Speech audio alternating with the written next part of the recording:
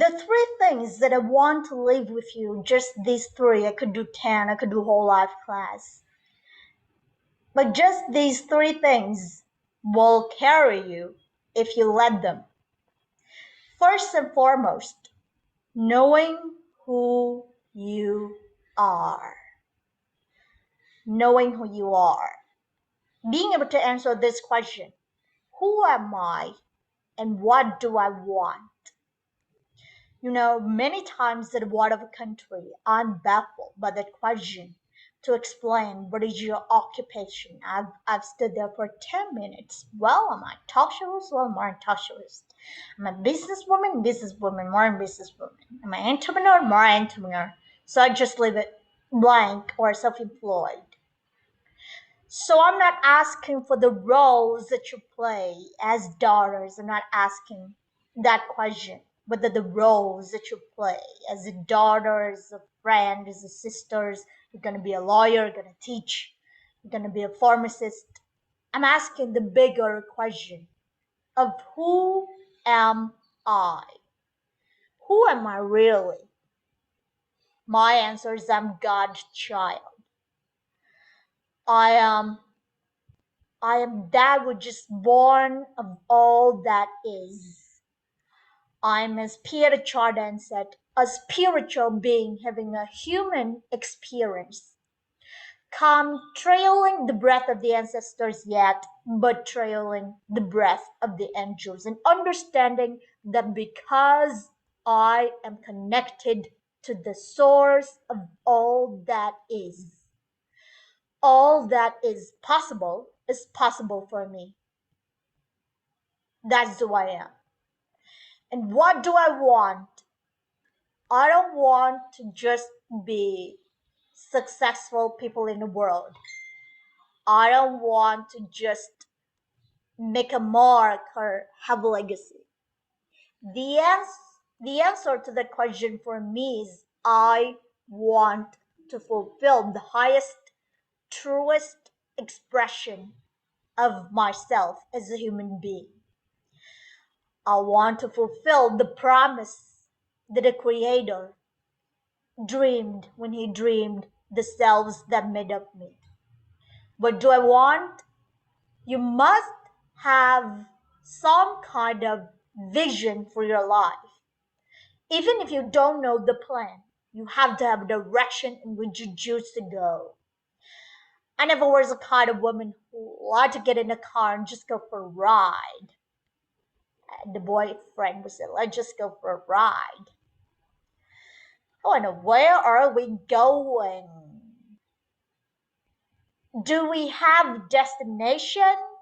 Is there a plan or we just run?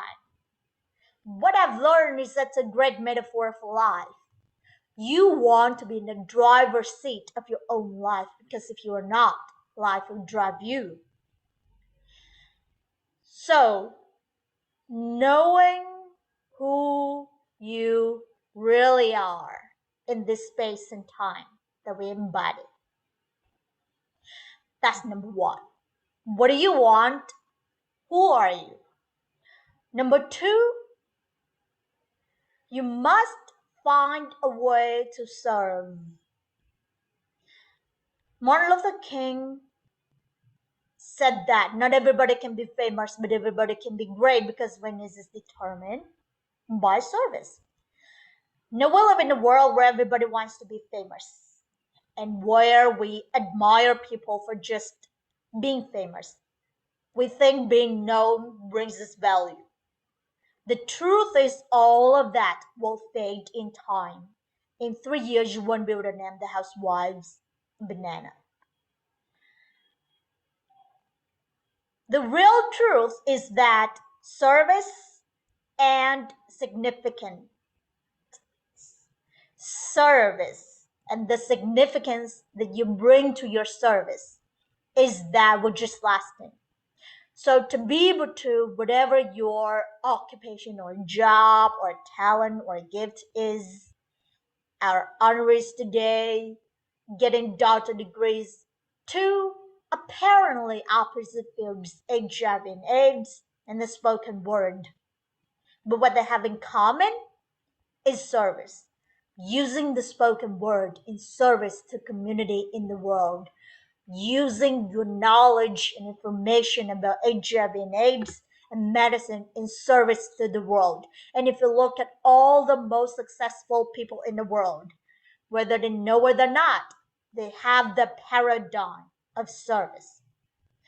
Everybody talk about Mark Zuckerberg, and I appeal service. Jay-Z rapid service through the word to people through song. For many years, I was really just happy to be on TV, and people would stop and say, "Oh, you're on TV?" "Yeah, I'm on TV. I like being on TV. It's a nice job." And it was about a time that I received my honorary doctorate from Spelman around 1993. So I don't know if that has something to do with it. I thought of myself as Dr. Winfrey. Then I went back and I took a long look at what it was I was doing on TV, and made the decision that I was no longer going to just be on TV, but I was going to use TV as a platform, as a force for good, and not be used by TV. And I would tell you, my decision to make that significant change in the way I operated on television, using television as a service, changed my career exponentially. Service through medicine, so service through art. Using whatever it is you produce, your product, as a way of giving back to the world. When you shift the paradigm of whatever it is you choose to do to service, and you bring significance to that, success will, I promise you, follow you. Service and significance equals success. That's number two. Number three is so simple but so hard to do. Always do the right thing. Always be excellent. People notice. Think of it, you notice. You go to Taco Bell, somebody gives you a napkin and some sauce. You notice. You want to go back to that person. Because even in Taco Bell, excellence shows itself. Be excellent. Let excellence be your brand. Everybody talk about building a brand. I never even knew what that was. When people say you are a brand, I would say, no, I'm just Oprah. When I recognize now is that my choice to it is every way, in every example, in every experience, to do the right thing and the excellent thing. It was just created the brand. Years ago, I did an act for a Revlon for an act they were doing called Unforgettable Women. And what I know is that when you are excellent, you become unforgettable. People remember you. You stand out. Regardless of what it is, you become an unforgettable woman. And that is what we all want. We want to be unforgettable and not forgettable. So doing the right thing, even when nobody knows you're doing the right thing, will always bring the right thing to you. I promise you that. Why? Because the third law of motion is always at work. For every action, there's equal and opposite reaction. That is so true in all of our lives. That's what you say. Seal in the color purple said it. Everything you even try to do to me, already done to you. Everything you even tried to do to me, already done to you. So you don't have to worry about revenge or getting back at somebody, making sure they pay. You just have to do the right thing, and the right thing will follow you up even when people don't support it.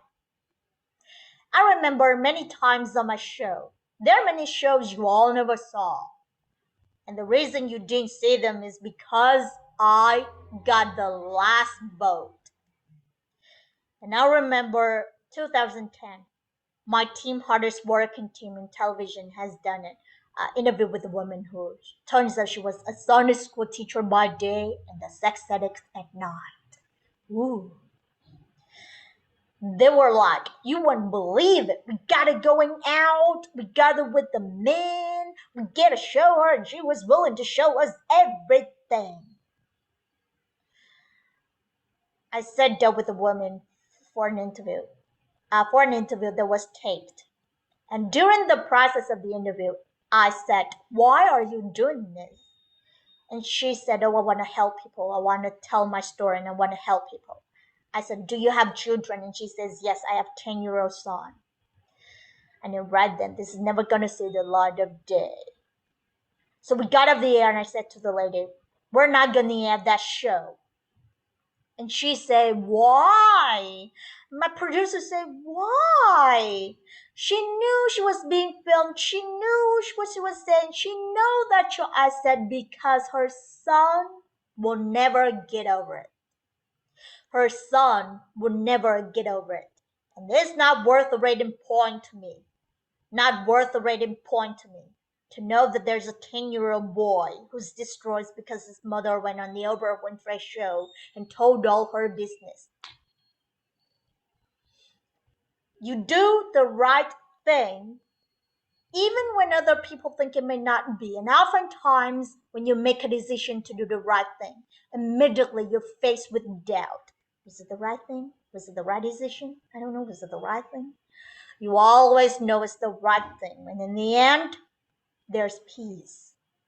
You are rewarded by peace and knowing that you did the right thing. The most important thing I've come to know is doing the right thing and making the right choices is understanding what we talked about yesterday. All of you living here have the potential for enormous success. There's a price that comes with that. People don't always like you, and they're not always happy for you. And if you surround yourself with people who are not accustomed to your success, there's a pride. They become fearful. They become scared because you are reflecting back something to them, but they don't recognize. Now, they're not going to say, I'm very fearful because you are reflecting back to me something that I don't recognize. So they're not going to say, you know what they're going to say? They're going to say, who she thinks she is. Who she thinks she is. That only happens when you're around people who do not mean and want and aspire to the best for you. People who want the best for you want you to be your best. So my greatest advice to you is to surround yourself with people who are going to fill your cup until your cup runneth over. So when people say you're so full of yourself, you can say, yeah. Yes, I'm full. I'm so full, my cup runneth over. And to know that once your cup runneth over, you cannot spend your life with your gallon size offerings, offering them to pint size people. You have not to surround yourself with people, with gallon size people who cannot be in the same company with you. So if you're not offering your gallons to those little pipes out there who can't hold it anyway,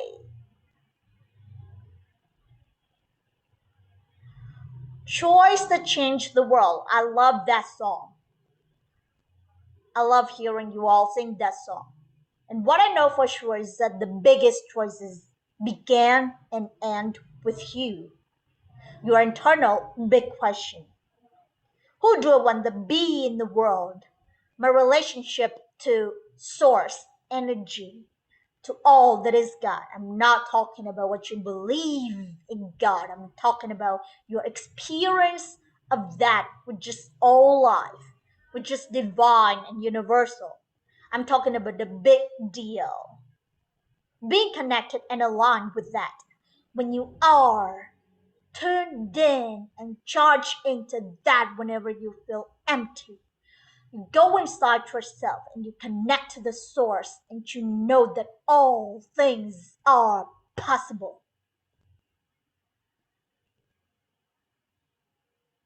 To do this and to choose to do the right thing in service and significance, I promise you, you will create a vessel of service for yourself first because you have to honor yourself first. You have to give to yourself first, otherwise, you have nothing to give away. You will create a vessel for yourself, for your family, your community, and the world. And those three things will not only lead you to a blessed life. I stand as a witness. My life is so blessed, I can't even take it in sometimes. It will lead you not just to a gifted life and a rewarding life that fills you up, but a sweet life. That's what you want. You want a sweetness. You want it to be so sweet so that even when the storms come in, you'll know this too shall pass. This too shall pass. The storm is passing over, and you shall not be moved because you know who you are. When you can do that, grace will follow you, grace and glory. And when they see you coming, it ought to make them proud. They say it's the click of your heels, it's the bend of your hair, it's the palm of your hand, it's the need for your care. Because you a woman, you a Spellman woman.